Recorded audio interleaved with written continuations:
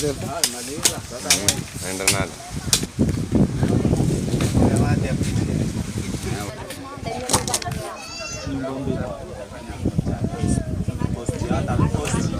just preparing ourselves today.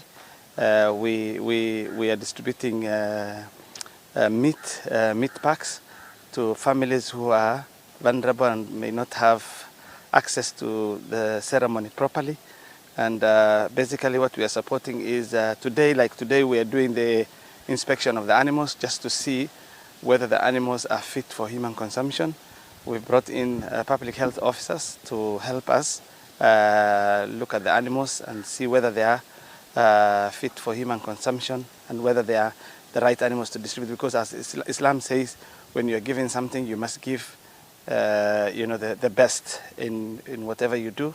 So precisely that is what we are doing today, and we are supporting several counties in the country.